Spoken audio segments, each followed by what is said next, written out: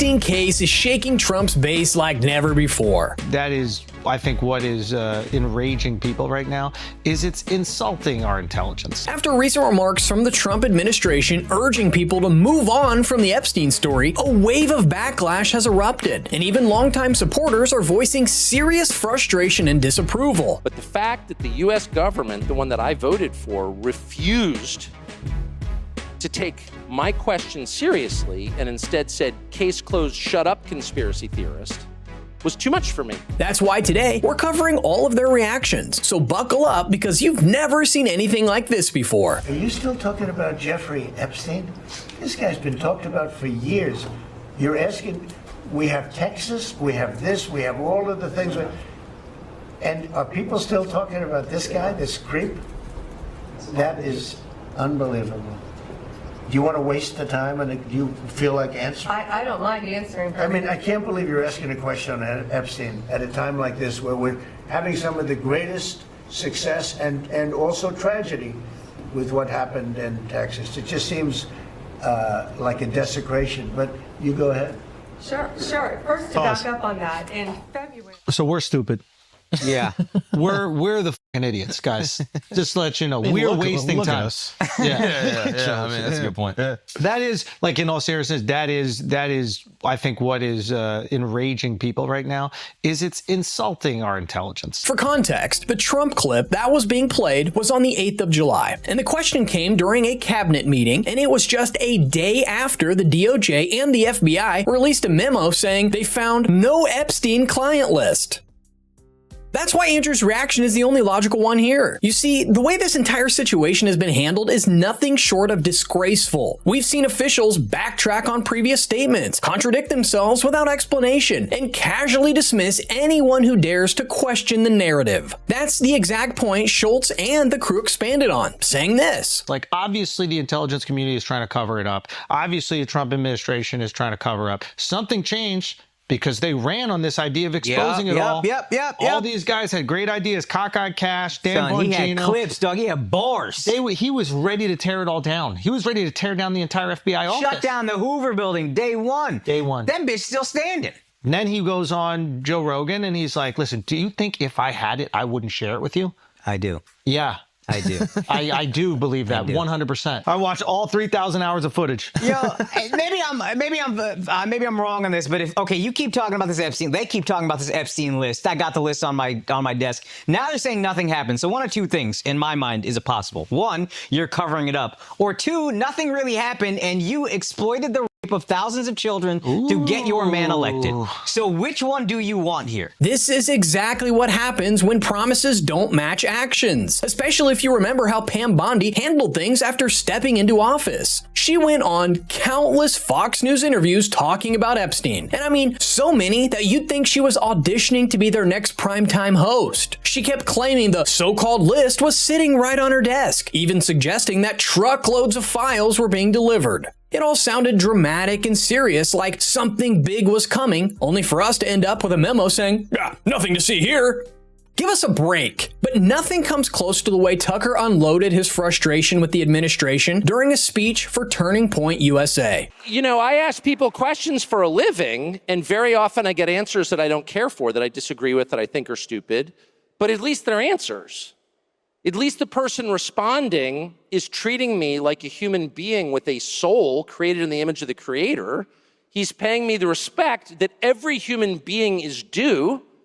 When you ask a direct question to someone in charge, you are due. That person is morally bound to give you an answer. He's not bound to agree with you, but he's bound to stop and answer your question. And the left never did that. They would dismiss you out of hand. You are not worth listening to. Be quiet. And that's, of course, where the impulse to censorship comes from. It comes from the belief that you don't deserve to speak because you're not fully human. They own you. And that's what I voted against above all. And I think that's really at the heart of why the Epstein thing is so distressing. I mean, the guy was some weird sex freak who was abusing girls. We knew that.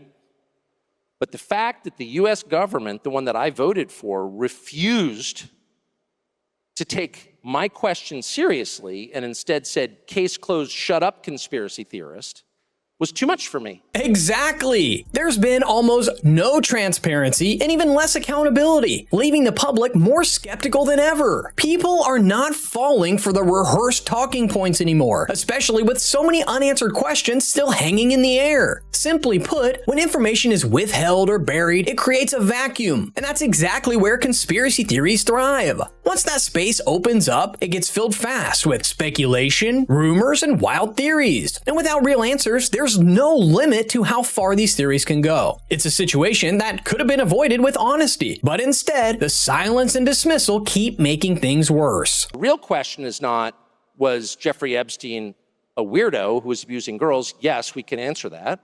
The real question is, why was he doing this, on whose behalf, and where did the money come from? And those are the questions that need to be answered. And I think it's entirely fair to ask them. And it's not adequate to say anyone who asked them is somehow desecrating the memory of little girls who died in Texas. I'm not going to put up with that answer. I don't care who gives that answer. That is not acceptable. It's a baseline question that every U.S. citizen has a right to an answer on. What the hell was this? And by the way, if it turns out that it was nothing at all, that somehow Jeffrey Epstein really did earn $165 million giving tax advice to somebody, which is, for the record, a lot more than most people pay their accountants, and that none of this was actually a foreign intel operation, and that there was no blackmail involved, that actually Bill Gates was just hanging on the island because the weather was especially good. No one was videotaped doing anything immoral or illegal, and then that was used against them to get them to obey. If all of that is false, then just tell me how it's false. But don't call me a lunatic. Building on what Tucker just said, this entire mess is seriously chipping away at the trust the president once had with his base. For years, he positioned himself as an outsider who would drain the swamp, expose corruption, and take on the establishment. But now, with the Epstein situation being handled, that image is taking a major hit. I mean, Elon Musk summed it up perfectly when he posted on X, how can people be expected to have faith in Trump if he won't release the Epstein files? Even major MAGA voices are turning on him now, like Liz Wheeler, who appeared on Megyn Kelly's show and completely ripped into Pam Bondi, holding nothing back. I do think that the base, President Trump's voter base, would have accepted more readily just an honest analysis. So if these individuals, Pam Bondi is the one that I think is, the buck stops with Pam Bondi. She's the one directing this narrative. She could have said, listen, we got in here and the Epstein files are empty. We don't know why. We don't know if it was destroyed or hidden or if the investigation was done negligently. We don't know whether there was a cover up, but we do want to be honest with you and say, no, we can't produce the dirt that you expected because we don't have it. Megyn, that's very different than giving us this definitive statement like none of these things are true. A client list doesn't exist. He definitively killed himself.